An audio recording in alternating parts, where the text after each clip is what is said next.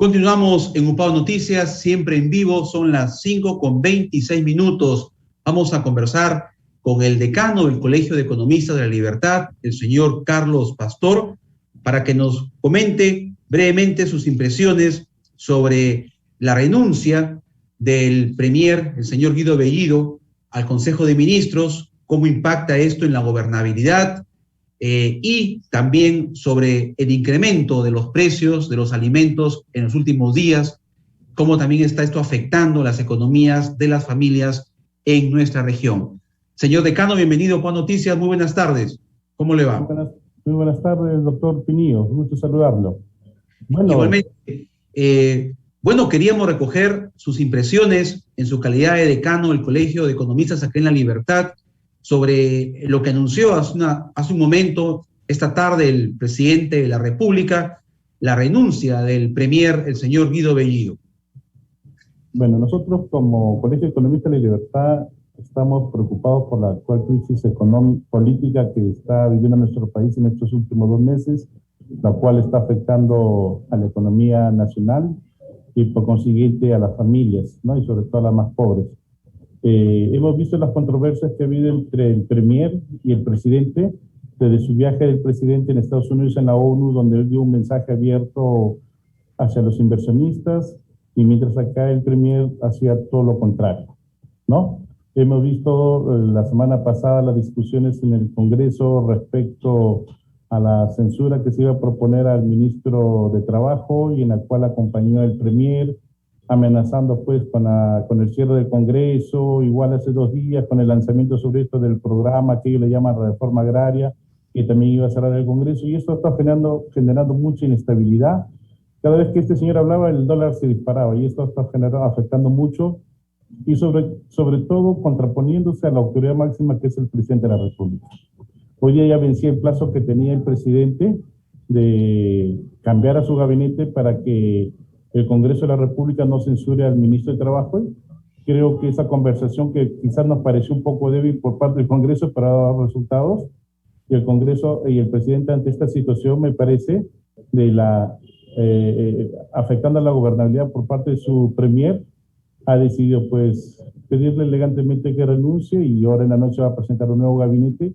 Esperemos pues que no esté la gente extremista de Perú Libre y se den nuevas luces para nuestro país. Es lo que todos anhelamos. Así es. Señor Pastor, desde su experiencia como economista, ¿cuál sería el perfil idóneo de un premier en estos tiempos que el Perú necesita reactivar la economía? Necesitamos un gestor, un hombre público, un hombre internacional, un hombre que dé confianza tanto en lo político y en lo económico. Que no esté pues lanzando balas, petardos contra la gestión misma del presidente de la República, y esperemos pues que sea una persona que sea conciliadora, que tenga diálogo, y al margen de su ideología, que puede ser de izquierda porque es un partido de izquierda, pero que sea pues de una izquierda democrática y que dé la garantía a la inversión, que es lo que tanto necesita nuestro país, y es lo que ha permitido que en estos últimos 30 años nuestro país tenga lo que tenga, ¿no? Perfecto. Ahora, vayamos ya en el tema respecto al incremento en las últimas semanas de los productos de primera necesidad, los alimentos. Las familias están obviamente muy agobiadas porque cada vez que van al mercado, centros comerciales, encuentran que los precios de la canasta familiar se han incrementado. Incluso hoy en un medio de comunicación, un ciudadano se quejaba de que una línea de transporte público aquí en Trujillo había incrementado de manera arbitrariamente el pasaje urbano a 2 soles.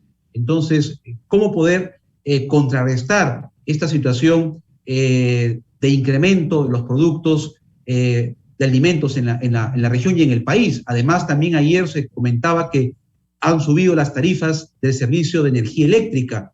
Esto obviamente que preocupa a todas las familias del Perú, señor Pastor. Claro. Sobre esto del incremento de los precios, hemos visto que en estos últimos meses, tanto por la presión de los principales precios de las materias primas internacionales, se había incrementado producto del petróleo, pero hay que tener en cuenta que el petróleo también hace 2 años estuvo inclusive hasta costo cero, ha llegado a recuperar su precio real, inclusive adecuándose a lo que es, y eso por supuesto nos ha afectado, igual como la soya, el trigo y otras variables más, y otros productos de pan llevar, y también la inflación de Estados Unidos, la cual también nosotros la recogemos a través pues de Estados Unidos, es la primera potencia comercial del mundo, y los productos que nosotros importamos se compran con dólares. Entonces, si el precio del dólar está más alto, entonces por consiguiente los productos cuando se cambian a soles van a estar más elevados. Pero hemos visto que ya a nivel internacional ya el precio del combustible está bajando. Eso también debe pasar acá en el Perú. Lo que sucede, y hemos visto, ya nosotros conocemos el caso del combustible. Los transportistas aumentan a 1 sol, a 2 soles, cuando en sí el combustible crece pues en 20 céntimos, 30 céntimos. Y ahora que ya eso está volviendo a la normalidad, esperemos pues que los empresarios vuelvan también eso a la normalidad. Pero acá entra a tallar algo, doctor Piñíos, que los agentes reguladores del mercado tienen que entrar a funcionar, ¿no? Como debe ser y que sea lo correcto. Por ejemplo, hay taxistas que ya nos han aumentado 1 sol el costo de taxi, ¿no? En algunos casos es comprensible por las distancias, pero aumentar el precio del micro a 2 soles es muy exorbitante y hay que ver pues de que los empresarios traten de ver algo adecuado a lo que es, porque el combustible ya está volviendo a ajustarse. Es más, el gobierno ya aplicó el plan de un subsidio para los combustibles en el cual ellos son los principales beneficiados. Si bien es cierto, la inflación en estos últimos meses había aumentado, para septiembre bajó a 0,57, ¿no? Menos de un punto como lo fue en agosto, pero en la acumulada es algo del 5%. Bueno, esa es la medida de la inflación, pero en la práctica hay bienes que han subido más del 50%, que eso es lo que sí ve el ciudadano de a pie. Él no entiende que la inflación es 0,5%. Él ve, oye, antes yo por un pan, por 1 sol compraba 6 panes, ahora compro 4 panes. O si antes pesaba 40 gramos, ahora pesa 20 gramos. Eso lo siente el simple ciudadano. Entonces, esperemos que esta situación pueda revertirse y que el nuevo mensaje que dé el nuevo premier sea alentador y cubrir expectativas no irracionales para que todos los agentes políticos, económicos y la misma sociedad civil podamos actuar de una manera con información creíble, ¿no? Y en situación de certidumbre. Mientras hay incertidumbre, se generan todas estas situaciones que nos está afectando a todos, sin lugar a dudas. Indudablemente que, como usted manifiesta, la incertidumbre, estos dobles discursos que se veían entre el premier y el presidente de la República le afectaba mucho a la imagen, la gobernabilidad y también la imagen a la externa, la imagen internacional del país. Ahora, respecto al dólar, señor decano, ¿cuáles son las probabilidades de que la moneda extranjera se pueda estabilizar en el precio que está actualmente, o hay la probabilidad de que vaya incrementándose el precio en el mercado? Bueno, lamentablemente, ¿por qué sube el dólar? No, es simplemente algo básico en la economía, la ley de la oferta y la demanda. Cuando un bien está escaso, su precio aumenta. ¿Qué está sucediendo en el país?